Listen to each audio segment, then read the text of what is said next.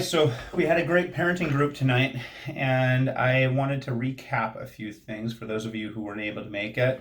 The first um, subject that jumped out at me that I remember is my child is suppressing his or her feelings, and this is something that I hear a lot about. Parents will call me and say, "Hey, my child's gone through this, or my child is experiencing that," and they won't talk to me. And we're trying to find a therapist that they will talk to. And I know that they're suppressing their feelings and they need to get their feelings out. And the assumption is that if my child gets his or her feelings out, then the fix or the solutions are going to come along shortly after. And the hard truth is, in all honesty, whether they find somebody to talk to or not, usually those fixes that you're looking for, whether they're being defined or they're acting depressed or whatever else might be going on, them sharing their feelings with you or a therapist isn't going to lead directly to the solution often. And now, I'm not saying that them sharing and learning to express themselves is not important. But when the parent focuses so much on, I need my child to talk, I need my child to talk, I need my child to talk, sometimes you lose what the child actually needs. Sometimes that child needs to not talk. Sometimes their decision to not express their feelings is actually good. And I know some of you are saying, yeah, but my child's acting out, or this is happening, or they're depressed. And, if fixing emotional trauma was just a matter of expressing your feelings, then we wouldn't need therapists. We would just need people who are safe enough for people to come and express their feelings. The truth is even expressing the feelings doesn't fix what's feeling inside. It might lead to some sort of a resolution, but often it won't. In all honesty, sometimes people come in, especially kids, they maybe do express some of what they're feeling, or they express all of what they're feeling. And once we get that out of the way, the therapy is focused on something totally different, and it goes in directions that I wouldn't have guessed.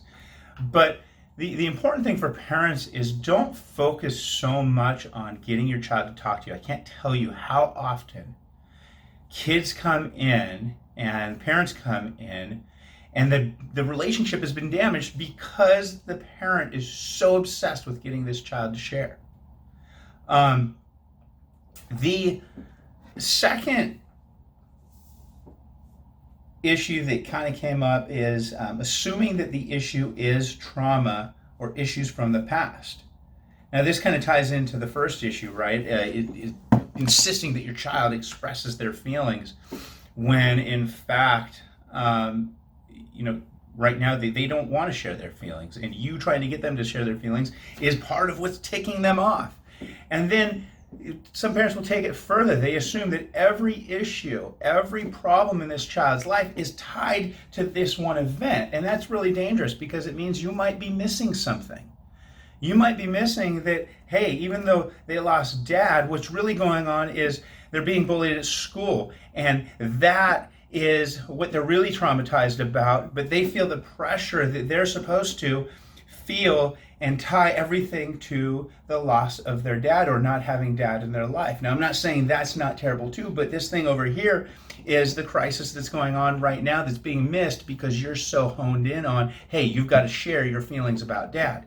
But assuming that the issue is some trauma or issue from their past can get you in a lot of trouble in terms of being able to help them, right? I can think of several cases where the parent brings the child in and thinks that their issue is they don't have this parent in their life, or they experience this trauma, and that's why the child's depressed and anxious and is acting out. And the parent will insist that that's the direction that therapy go, and that's what they're talking to their child constantly about. And in a few cases, I've uncovered that, wait a second, what's really going on is not that they feel bad about whatever trauma they experienced, but what's really going on in the present is they can't handle the feelings and the behaviors and the actions of the parent that is in their life.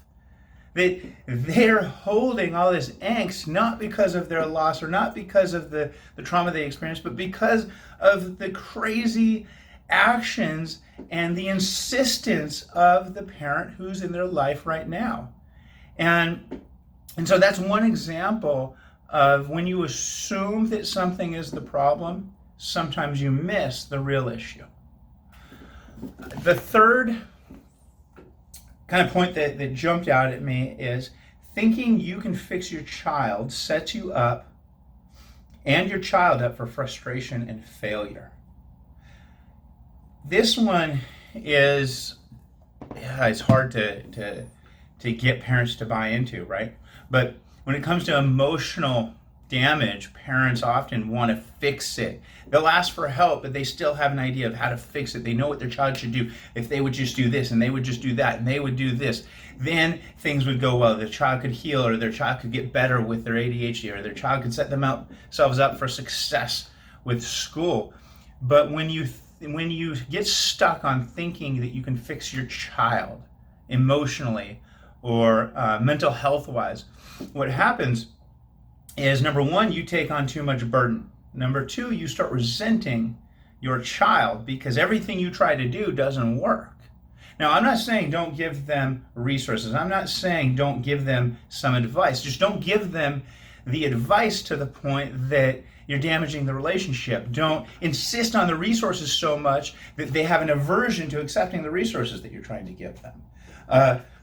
For example, if you insist that they get therapy, and you start fights about them getting therapy, well, when they have the notion that maybe they want to get therapy, you just created a situation where they're not going to want to come to you to get therapy because now their pride's involved. But when you think you can fix your child, you get in the way, you take on too much burden, okay? You set yourself up for resenting them for not accepting your help. And the greatest thing you can do is walk alongside them. The greatest thing you can do for a child who's hurting, or a child who's struggling with mental health or other issues in life, is to provide resources, love on them unconditionally, set your own healthy boundaries without anger, and walk alongside them. If a child broke his arm, I can remember a time that I staircased my arm. I broke it, and my wrist was dangling, and it made my mother ill. And she didn't try to fix my arm. She took me to a doctor, and she sat alongside me. She held my hand, and she comforted me as the doctor helped me fix my arm. And with mental health, a lot of times, parents forget to take that stance. Look, if you don't know how to fix, stop trying to fix. Walk alongside and love your child. And now I know it's different with mental health because sometimes your child isn't willing to go to the doctor, isn't willing to go get the help. Sometimes you just got to be patient or get help for yourself in the meantime. Model for that child that getting help can actually work. The fourth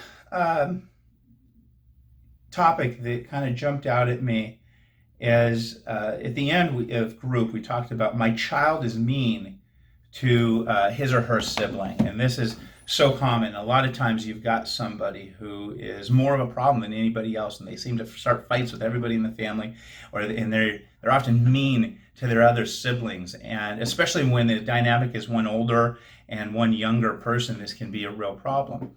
And the focus for the parents is usually, you've got this problem child, you've got this child who's being mean, so you focus on them and their behavior. And you know it doesn't work. You do it day after day, week after week, night and day, only to have huge explosions. You never get anywhere. And then more of your focus goes on this child rather than the child who's being hurt. Now, this is kind of a wild thought for a lot of people, and it's one that needs to be flushed out a little bit more. So don't worry if you're kind of confused by it. But tonight we talked about the fact that sometimes you've got to focus more on the child who's being hurt, not on punishing and trying to change the behavior of the child who's being mean, but supporting and loving and helping the child who is, we'll call them the victim. Help them learn to set healthy boundaries. Help them learn to protect themselves. Comfort them. Let them know, hey, I'm here. I'm sorry you're going through this. I know I can't protect you at all times. I love you. I want to help you. That seems contrary because you've got this problem. You've got to deal with the problem over here. And over here, the child's being good. So why would you spend so much time over here? You've got to change the child. Now, if that worked, I know that logically that makes sense, but it often doesn't work. So my theory, and it often ends up helping a lot of families take the first step towards reducing sibling issues. My theory is focus on the child that needs to protect themselves first, okay? And then ask for help with all the rest.